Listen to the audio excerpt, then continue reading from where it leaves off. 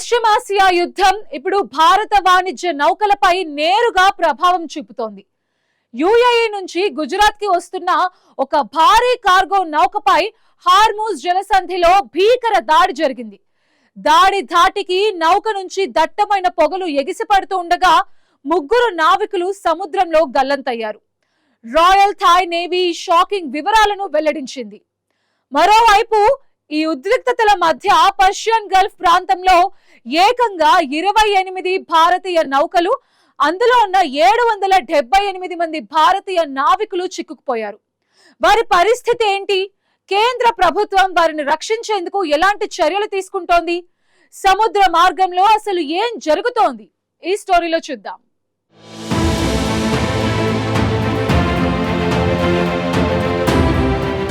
పశ్చిమాసియాలో రోజురోజుకి పెరుగుతున్న ఉద్రిక్తతల మధ్య ప్రపంచ వాణిజ్యానికి కీలకమైన సముద్ర మార్గాల్లో భద్రతపై ఆందోళనలు మరింత పెరుగుతున్నాయి. ముఖ్యంగా చమురు రవాణా, అంతర్జాతీయ సరుకు రవాణాకు అత్యంత కీలకంగా భావించే హర్మూజ్ జలసంధి పరిసరాల్లో తాజాగా జరిగిన ఒక దాడి ప్రపంచ దృష్టిని ఆకర్షించింది. ఈ జలసంధి మీదుగా భారత్ దిశగా ప్రయాణిస్తున్న ఒక కార్గో నౌకపై దాడి జరగడం ఇప్పుడు చర్చనీయాంశమైంది. థాయిలాండ్ జెండాతో ప్రయాణిస్తున్న ఆ నౌకపై జరిగిన ఈ దాడిలో ముగ్గురు నావికులు గల్లంతైనట్లు తెలుస్తోంది. ఈ విషయాన్ని అధికారికంగా రాయల్ థాయ్ నేవీ వెల్లడించింది. ఈ సంఘటనతో పర్షియన్ గల్ఫ్ ప్రాంతంలో వాణిజ్య నౌకాయాన భద్రతపై మరోసారి తీవ్రమైన ఆందోళనలు వ్యక్తమవుతున్నాయి. థాయిలాండ్కు చెందిన ఒక షిప్పింగ్ కంపెనీ నిర్వహిస్తున్న మయూరి నారీ అనే కార్గో నౌక దాడికి గురైనట్లు రాయల్ థాయ్ నేవీ తెలిపింది. యునైటెడ్ అరబ్ ఎమిరేట్స్లోని కీలకమైన సముద్ర వాణిజ్య కేంద్రం ఖలీఫా పోర్టు నుంచి ఈ నౌక భారత్లోని కండ్లా పోర్టు వైపు ప్రయాణం ప్రారంభించింది. సాధారణంగా ఈ మార్గంలో ప్రయాణించే వాణిజ్య నౌకలు పర్షియన్ గల్ఫ్ నుంచి బయటకొచ్చేందుకు తప్పనిసరిగా హర్మూజ్ జలసంధి మీదుగా వెళ్లాలి. అదే సమయంలో ఈ నౌక కూడా ఆ మార్గంలో ప్రయాణిస్తున్నప్పుడు అకస్మాత్తుగా దాడికి గురైంది. ఈ దాడి తీవ్రతను సూచించేలా నౌక నుంచి దట్టమైన పొగలు ఎగిసి పడుతున్నాయి. దృశ్యాలను రాయల్ థాయ్ నేవీ విడుదల చేసింది. ఆ వీడియోలు బయటకు వచ్చిన వెంటనే అంతర్జాతీయ వాణిజ్య వర్గాల్లో తీవ్ర ఆందోళన మొదలైంది.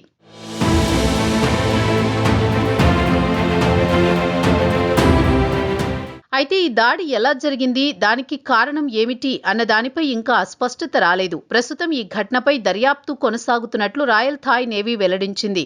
అదే సమయంలో ఒమన్ నౌకాదళం వేగంగా స్పందించి ఈ నౌకలో ఉన్న నావికులను రక్షించే చర్యలు చేపట్టింది. మొత్తం 20 మంది నావికులను సురక్షితంగా బయటకు తీసుకువచ్చినట్లు అధికారులు తెలిపారు.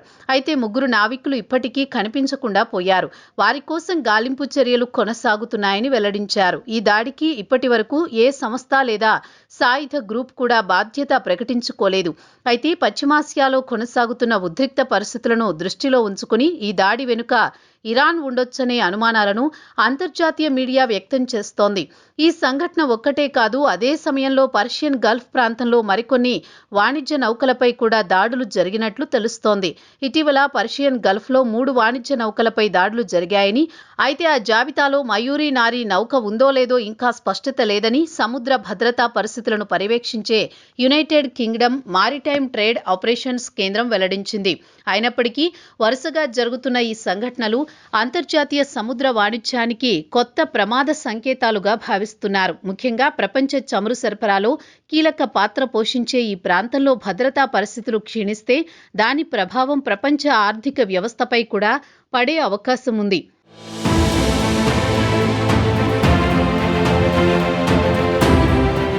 భద్రతా పరిస్థితులను దృష్టిలో ఉంచుకుని ఇప్పటికే భారత ప్రభుత్వం కొన్ని ప్రత్యేక మార్గదర్శకాలు జారీ చేసింది. ఫిబ్రవరి 28న డైరెక్టరేట్ జనరల్ ఆఫ్ షిప్పింగ్ భారత జెండా కింద నడిచే అన్ని నౌకలను అదనపు భద్రతా చర్యలు పాటించాలని ఆదేశించింది. అలాగే విదేశీ నౌకల్లో పనిచేస్తున్న భారతీయ నావికులు కూడా అప్రమత్తంగా ఉండాలని సూచించింది. సముద్ర మార్గాల్లో ప్రయాణించే సమయంలో అన్ని భద్రతా ప్రోటోకాల్స్ను ఖచ్చితంగా పాటించాలని ఆదేశాలు ఇచ్చింది. ఈ చర్యలన్నీ పశ్చిమాసియాలో పెరుగుతున్న ఉద్రిక్త పరిస్థితుల నేపథ్యంలో తీసుకుంటున్న ముందస్తు జాగ్రత్తలుగా విశ్లేషకులు భావిస్తున్నారు. ఇదిలా ఉండగా దేశంలోని ప్రధాన నౌకాశ్రయాల్లో కార్యకలాపాలు మాత్రం సాధారణంగానే కొనసాగుతున్నాయని ప్రభుత్వం స్పష్టం చేసింది.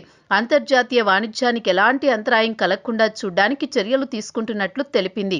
ఎగుమతిదారులు ఎదుర్కొంటున్న సమస్యలను తగ్గించేందుకు అన్ని ప్రధాన పోర్టులకు ప్రత్యేక సూచనలు జారీ చేసినట్లు వెల్లడించింది.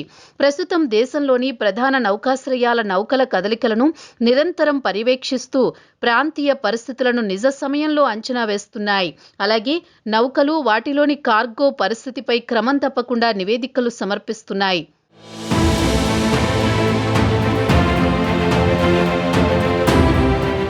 మొత్తంగా చూస్తే హార్మూజ్ జలసంధి ప్రాంతంలో జరిగిన ఈ తాజా దాడి ప్రపంచ సముద్ర వాణిజ్యానికి ఒక హెచ్చరికగా భావిస్తున్నారు. పశ్చిమాసియాలో కొనసాగుతున్న యుద్ధ ఉద్రిక్తతలు ఇప్పుడు సముద్ర మార్గాల భద్రతపై కూడా ప్రభావం చూపుతున్నాయి. అదే సమయంలో ఈ మార్గం ప్రపంచ చమురు రవాణాకు అత్యంత కీలకమైనదిగా ఉండడం వల్ల అక్కడ జరిగే ప్రతి ఘటన అంతర్జాతీయ స్థాయిలో పెద్ద చర్చకు దారితీస్తోంది. భారత్కు చెందిన నౌకలు, నావికులు కూడా ఆ ప్రాంతంలో ఉండడం పరిస్థితి తీవ్రతను మరింత పెంచుతోంది. అందుకే కేంద్ర ప్రభుత్వం పరిస్థితిని అత్యంత జాగ్రత్తగా పర్యవేక్షిస్తూ అవసరమైన అన్ని చర్యలను తీసుకుంటోంది. పశ్చిమాసియాలో పరిస్థితులు ఎలా మారతాయో, సముద్ర మార్గాల్లో భద్రత ఎలా ఉంటుందో అన్నదే ఇప్పుడు ప్రపంచ వాణిజ్య రంగం ఆసక్తిగా గమనిస్తున్న అంశంగా మారింది.